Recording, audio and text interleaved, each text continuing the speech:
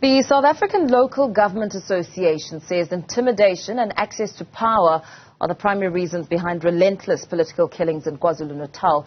Its chairperson Thami Ntuli has also lamented the deployment of non-performing individuals to municipalities while tabling SALGA's 2023 State of the Province report. He joins us now to unpack this further. Very good morning to you. Thank you so much for your time. The recent murders of 2 councillors in KwaZulu-Natal have once again thrust political killings to the fore. I mean, you held a media briefing in Durban to wrap up what you've described as a challenging year for municipalities in KZN. In politics, organised hits are fast becoming commonplace. How many deaths and killings have you recorded as you made this briefing and conducted some of your research? Good morning, Mondis, and to the viewers, and thank you for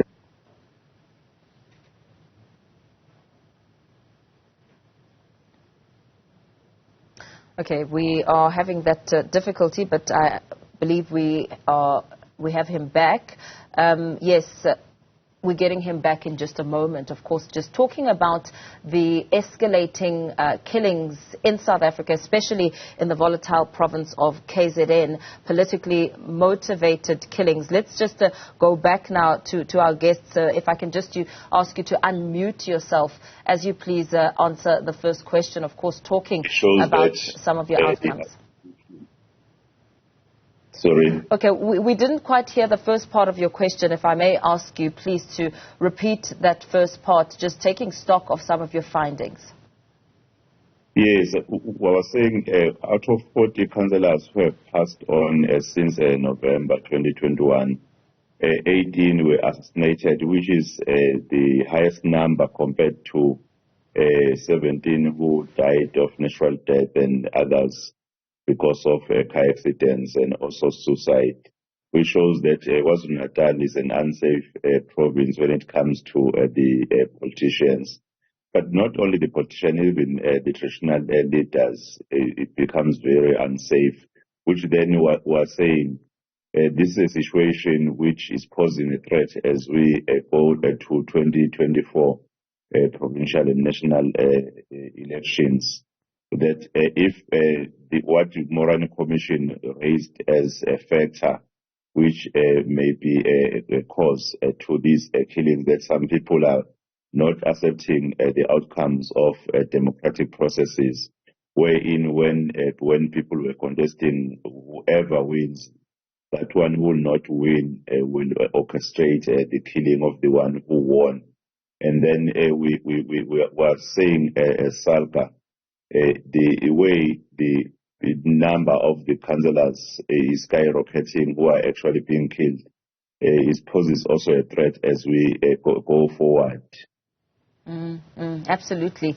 With contract killings escalating in South Africa, especially in the volatile province of KZN, where trained assassins have been making their presence felt in the taxi industry, across the political spectrum, over tenders, jobs in municipality and so forth.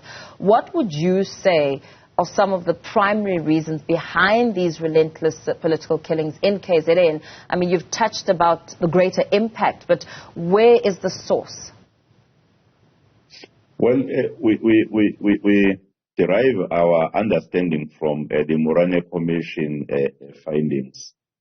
That amongst the things what I've already mentioned the issue of not accepting the outcome of the democratic processes, due to the fact that some people, they see this opportunity of being a councillor as an opportunity of influence, that they will have political power, they will influence decisions in government or in local government, decisions such as the access to tenders, and even the access to other strategic decisions which are taken by a council. People, they want to be popular. They see this as an opportunity of being popular when you are a councillor. So, and even the requirements of being a councillor, they are quite minimal in such a way that everyone, when is in fact supported by the community, can become a councillor.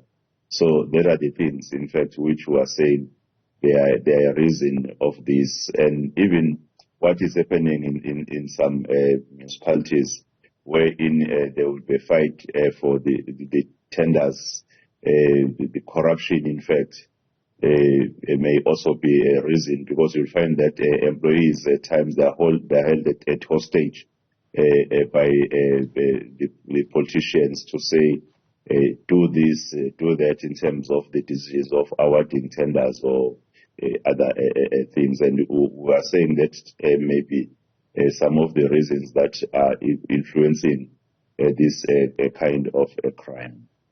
Do you think that more stringent prerequisites would deter people from putting their hands up and saying, hey, I also want to become a councillor?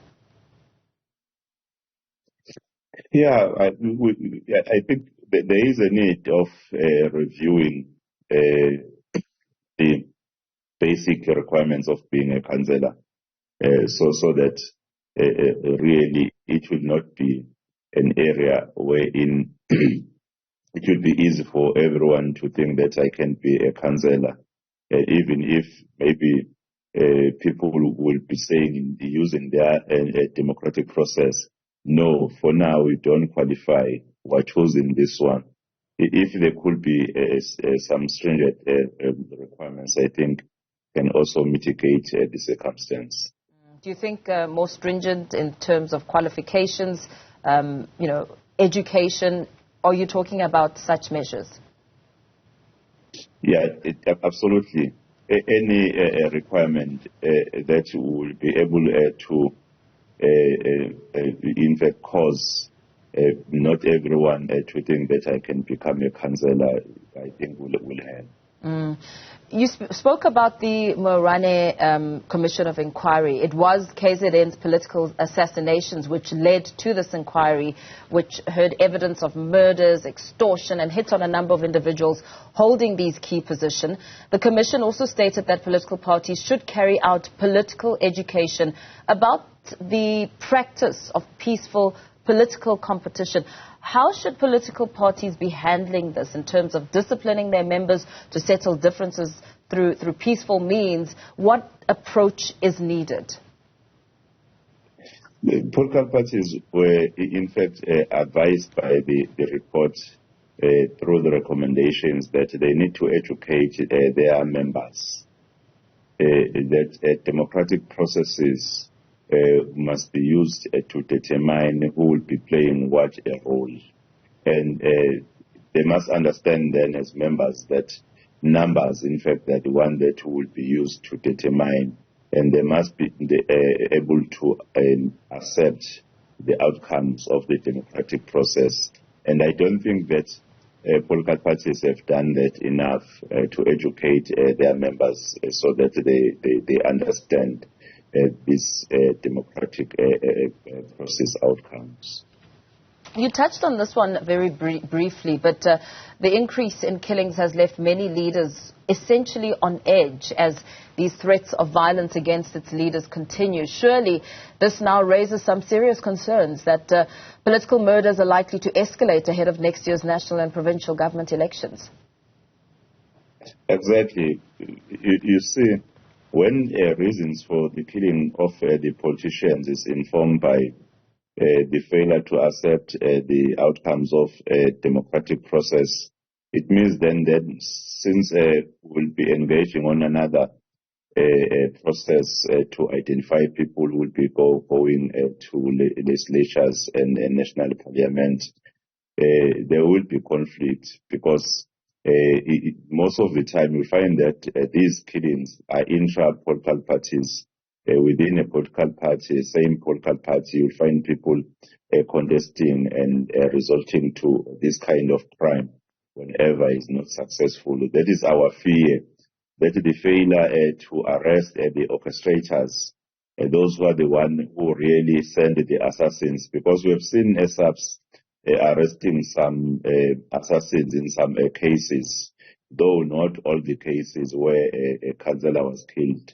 We saw an arrest, but we have never seen the arrest of an orchestrator, the one who's actually planning this kind of thing. And then we think if those who are orchestrating this kind of crime are not also brought into the police books, they will continue seeing this as a solution to actually satisfy their egos by sending people to commit this kind of crime.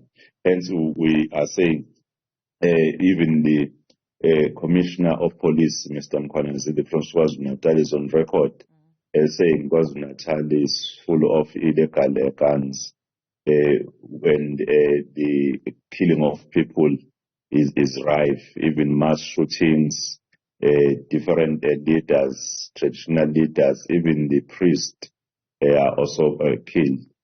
Ordinary citizens are killed. So such a volatile province, in fact, if something which is drastic is not seen to even dig deep to even those who are orchestrators, I think we might see this kind of crime getting worse in the province. Absolutely. Thank you so much. Very concerning indeed. SALGA KZN Chairperson Thami Ntuli speaking there at great length about how intimidation and access to power are the primary reasons behind the relentless political killings seen in KwaZulu-Natal.